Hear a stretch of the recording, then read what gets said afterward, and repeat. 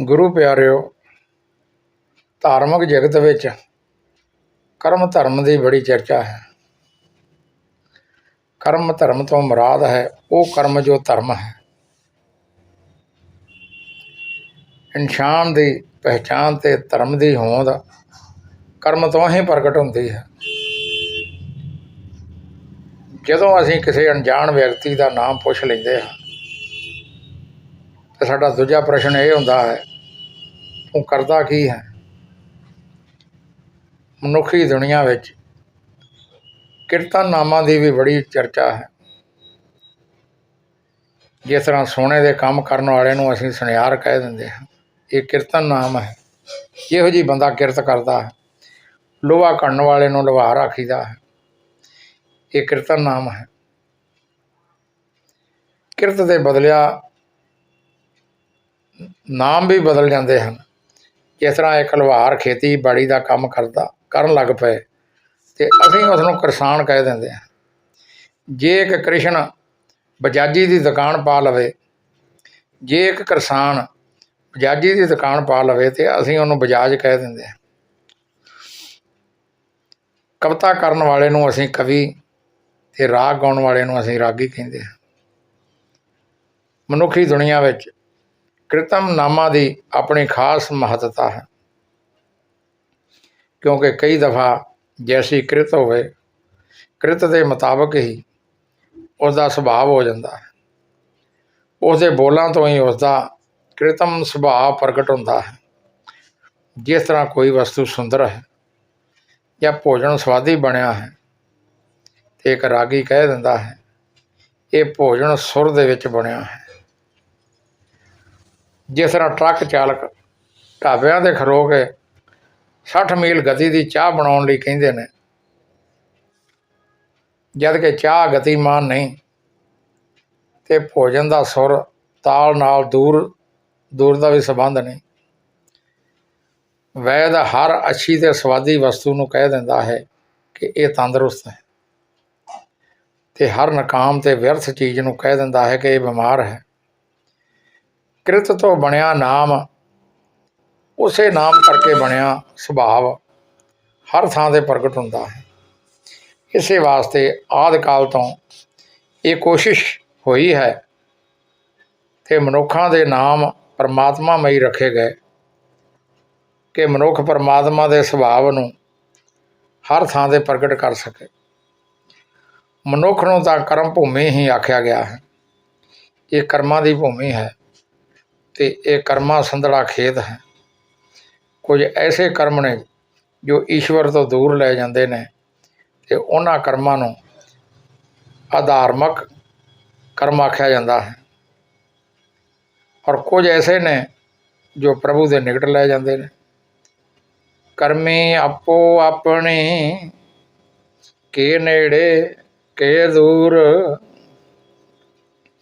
किरत कर्म के विछड़े कर कृपा मिलो राम। दुख एक फल है तो सुख भी एक फल है। ये दोवें फल कर्मां दे बीज तो उत्पन्न होते हैं। साडे देश के कुछ संत जना ने ऐसा भी नारा लाया कि कर्म ही भगवान है। जब दुख सुख के जन्मदाते कर्म ही हैं तो अपने कर्मां प्रति सचेत होना ही सब तो वड्डी धार्मिकता है। जित कीता पाइए अपना सा घाल बुरी क्यों घाली है। पश्चिम के कुछ प्रसिद्ध दार्शनिक विद्वानों ने मनुखता के दुखों लई समाज ते माँ बाप नूं दोषी ठहराया है। फ्राइड जैसे मनोचिंतक ने मनुख के रोग ते सोग लई माँ बाप नूं दोषी ठहराया। कार्ल मार्कस ने मनुख की आर्थिक कठिनाइयां लई समाज नूं दोषी ठहराया। माता पिता अगर दायमी रोगी है तो फ्राइड कहता है कि वो रोगी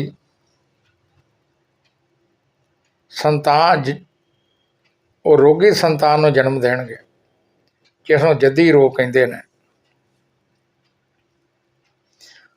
माँ बाप तो मिलिया रोग, मानसिक सोग ते पीड़ा ਲਈ माँ बाप ਦੇ ਦਿੱਤੇ ਸੰਸਕਾਰਾਂ ਨੂੰ ਫਰਾਇਡ ਨੇ ਦੋਸ਼ੀ ਠਹਿਰਾਇਆ ਹੈ ਤੇ ਫਰਾਇਡ ਦੇ ਵਿਚਾਰਾਂ ਦਾ ਪ੍ਰਭਾਵ ਯੂਰਪ ਦੀ ਧਰਤੀ ਤੇ ਐਸਾ ਫੈਲਿਆ, ਬੱਚੇ ਮਾਂ ਬਾਪ ਤੋਂ ਟੁੱਟ ਗਏ, ਮਾਂ ਬਾਪ ਨਾਲ ਘਿਰਨਾ ਕਰਨ ਲੱਗ ਪਏ, ਮਾਂ ਬਾਪ ਤੋਂ ਦੂਰੀਆਂ ਵੱਧ ਗਈਆਂ।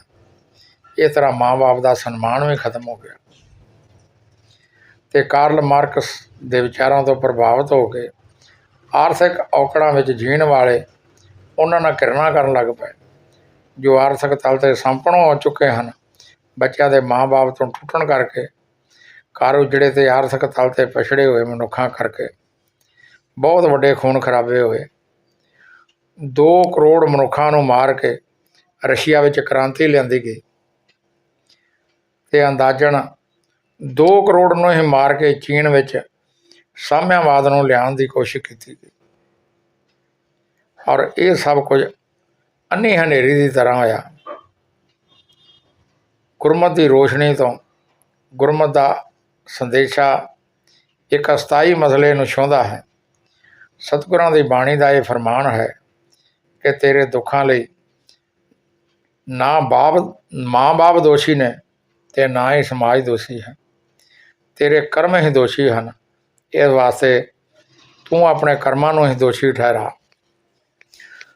ਦੱਦੇ ਦੋਸ਼ ਨਾ ਦੇਊ ਕਿਸੈ, ਦੋਸ਼ ਕਰਮਾਂ ਆਪਣਿਆਂ, ਜੋ ਮੈਂ ਕੀਆ ਸੋ ਮੈਂ ਪਾਇਆ, ਦੋਸ਼ ਨਾ ਦੀਜੇ ਅਵਰ ਜਣਾ।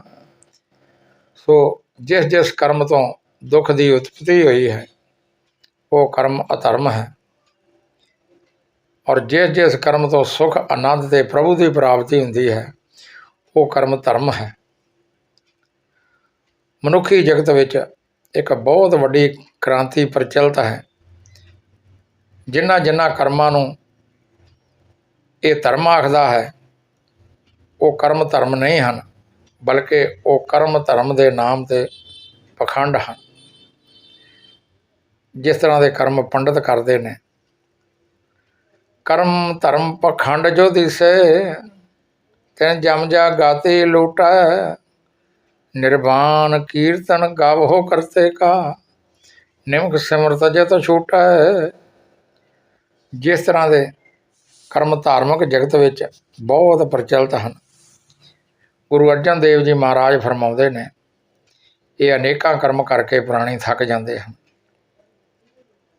ਟੁੱਟ ਜਾਂਦੇ ਹਨ ਅਤੇ ਪ੍ਰਭੂ ਦੀ ਨੇੜਤਾ ਨਸੀਬ ਨਹੀਂ ਹੁੰਦੀ।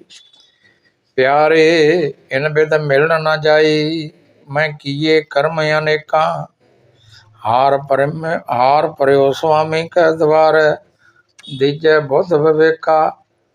ਜਿਸ ਕਰਮ ਨਾਲ ਦੁਨਿਆਵੀ ਕਾਮਨਾ ਜੋੜ ਦਈਏ ਉਹ ਕਰਮ ਧਰਮ ਨਹੀਂ ਹੈ, ਉਹ ਕਰਮ ਧੰਦਾ ਹੈ। ਔਰ ਜਿਸ ਕਰਮ ਨਾਲ ਈਸ਼ਵਰੀ ਭਾਵਨਾ ਜੋੜ ਦਈਏ ਉਹ ਕਰਮ ਧਰਮ ਹੈ। ਦੁਕਾਨ 'ਤੇ ਬੈਠਿਆਂ ਕਿਰਤ ਕਰਦਿਆਂ ਹੋਇਆਂ ਜੇ ਪ੍ਰਭੂ ਭਾਵਨਾ ਵਿੱਚ ਹਿਰਦਾ ਭਿੱਜਿਆ ਹੋਇਆ ਹੈ ਅਤੇ ਇਹ ਕਰਮ ਵੀ ਧਰਮ ਹੈ। ਪਰ ਧਾਰਮਿਕ ਮੰਦਰ ਵਿੱਚ ਬੈਠਿਆਂ ਹੋਇਆ ਪਾਠ ਪੂਜਾ ਕਰਦਿਆਂ ਜੇ ਦੁਨਿਆਵੀ ਕਾਮਨਾ ਹੀ ਚੱਲ ਰਹੀਆਂ ਹਨ ਅਤੇ ਇਹ ਕਰਮ ਧੰਦਾ ਹੈ। ਗੁਰੂ ਨਾਨਕ ਦੇਵ ਜੀ ਦਾ ਤੱਕੜੀ ਤੋਲਣਾ ਵੀ ਧਰਮ ਹੈ ਅਤੇ ਕਿਸੇ ਦਾ ਪਾਠ ਕਰਨਾ ਧੰਦਾ ਵੀ ਹੋ ਸਕਦਾ ਹੈ। ਰਵਿਦਾਸ ਜਿਤਨੀ ਦੇਰ ਦੇ ਵਿੱਚ ਜੁੱਤੀ ਗੰਢ ਕੇ ਦਿੰਦਾ ਸੀ, ਉਨੇ ਸਮੇਂ ਉਹ ਘਿਨਾਉਣ ਵਾਲੇ ਦੀ ਸੁਰਤ ਨੂੰ ਪ੍ਰਭੂ ਨਾਲ ਵੀ ਗੰਢਣ ਦੀ ਕੋਸ਼ਿਸ਼ ਕਰਦਾ ਸੀ। ਕੱਪੜਿਆਂ ਨੂੰ ਰੰਗਦਿਆਂ ਆਪਣੇ ਮਨ ਨੂੰ ਰੱਬੀ ਰਾਂਗਣ ਚਾੜ੍ਹਨੀ ਅਤੇ ਦੂਜੇ ਦੇ ਮਨ ਨੂੰ ਇਸੇ ਵਿੱਚ ਰੰਗਣਾ ਨਾਮਦੇਵ ਦਾ ਰੋਜ਼ ਦਾ ਕਰਮ ਸੀ। ਰੰਗਣ ਰਾਂਗੋ ਸੀਵਣ ਸੀਵੋ, ਰਾਮ ਨਾਮ ਬਿਨ ਘਰੀ ਨਾ ਜੀਵੋ। ਇਸ ਤਰ੍ਹਾਂ ਇਹ ਕਿਰਤ ਵੀ ਪ੍ਰਭੂ ਦੀ ਕੀਰਤੀ ਬਣ ਜਾਂਦੀ ਹੈ। ਪਰ ਮਾਲਾ ਫੇਰਦਿਆਂ ਜੇ ਦੁਨਿਆਵੀ ਕਾਮਨਾਵਾਂ ਦਾ ਚੱਕਰ ਵੀ ਚੱਲ ਰਿਹਾ ਹੈ ਤਾਂ ਮਾਲਾ ਫੇਰਨਾ ਧੰਦਾ ਬਣ ਜਾਂਦਾ ਹੈ। ਸੋ ਸਪਸ਼ਟ ਹੋਇਆ ਕਿ ਕਰਮ ਉਹ ਧਰਮ ਹੈ ਜੋ ਪ੍ਰਭੂ ਦੇ ਨੇੜੇ ਲੈ ਜਾਏ ਅਤੇ ਬਾਕੀ ਕਰਮ ਧੰਦਾ ਹਨ ਜਾਂ ਧਰਮ ਦੇ ਨਾਮ 'ਤੇ ਪਖੰਡ ਹਨ। ਸਾਰੇ ਕਰਮਾਂ ਨਾਲੋਂ ਸ੍ਰੇਸ਼ਟ ਅਤੇ ਉੱਤਮ ਕਰਮ ਹੈ ਹਰੀ ਦੀ ਕੀਰਤੀ ਕਰਨੀ।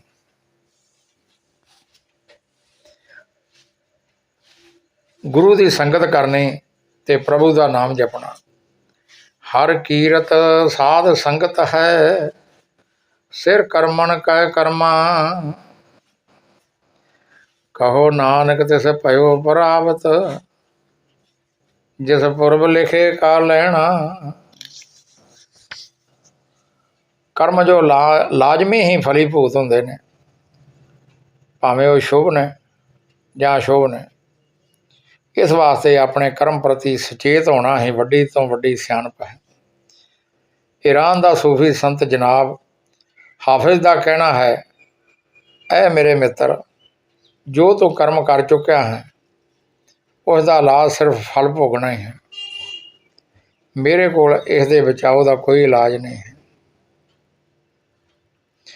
ਦੁਨੀਆ ਦਾ ਉਹੀ ਸ੍ਰੇਸ਼ਟ ਸੁੰਦਰ ਅਤੇ ਸਿਆਣਾ ਮਨੁੱਖ ਹੈ ਜਿਸ ਦੇ ਕਰਮ ਧਰਮ ਬਣ ਜਾਣ, ਕਿਉਂਕਿ ਦੁਨੀਆ ਦੀਆਂ ਤਮਾਮ ਖੁਸ਼ੀਆਂ ਅਤੇ ਪਰਮਾਰਥਿਕ ਆਨੰਦ ਉਸ ਦੀ ਝੋਲੀ ਪੈ ਜਾਂਦਾ ਹੈ। ਸ਼ੁਭ ਕਰਮ ਉਹ ਹੀ ਹੈ ਜੋ ਸ਼ੁਭ ਦਾ ਚਿੰਤਨ ਕਰਾਵੇ, ਅਤੇ ਸ਼ੁਭ ਚਿੰਤਨ ਗੋਬਿੰਦ ਦਾ ਨਾਮ ਜਪਣਾ ਅਤੇ ਵਿਚਾਰ ਕਰਨਾ। ਸ਼ੁਭ ਚਿੰਤਨ ਗੋਬਿੰਦ ਰਮਨ, ਨਿਰਮਲ ਸਾਧੂ ਸੰਗ, ਨਾਨਕ ਨਾਮ ਨਾ ਵਿਸਰੋ, ਇੱਕ ਘੜੀ ਕਰ ਕਿਰਪਾ ਭਗਵਾਨ। ਪ੍ਰਾਰਥਨਾਮਈ ਅਤੇ ਭਾਵਨਾ ਪ੍ਰਧਾਨ ਕਰਮ ਧਰਮ ਹਨ। ਹਰ ਕਰਮ ਪ੍ਰਤੀ ਪ੍ਰਾਰਥਨਾਮਈ ਬਿਰਤੀ ਬਣਾਈ ਰੱਖਣੀ ਅਤੇ ਪ੍ਰਭੂ ਭਾਵਨਾ ਨੂੰ ਉਜਾਗਰ ਕਰੀ ਰੱਖਣਾ ਹੀ ਸ੍ਰੇਸ਼ਟ ਧਰਮ ਹੈ। ਇਸ ਤਰ੍ਹਾਂ ਪ੍ਰਭੂ ਦੀ ਨੇੜਤਾ ਨਸੀਬ ਹੋ ਜਾਂਦੀ ਹੈ, ਜੀਵਨ ਤੇ ਸਾਰਥਕ ਹੋ ਜਾਂਦਾ ਹੈ। ਸੋ ਇੰਨੀਆਂ ਕੁ ਬੇਨਤੀਆਂ ਪ੍ਰਵਾਨ, ਭੁੱਲ ਚੁੱਕ ਦੀ ਮਾਫੀ। ਵਾਹਿਗੁਰੂ ਜੀ ਕਾ ਖਾਲਸਾ, ਵਾਹਿਗੁਰੂ ਜੀ ਕੀ ਫਤਿਹ।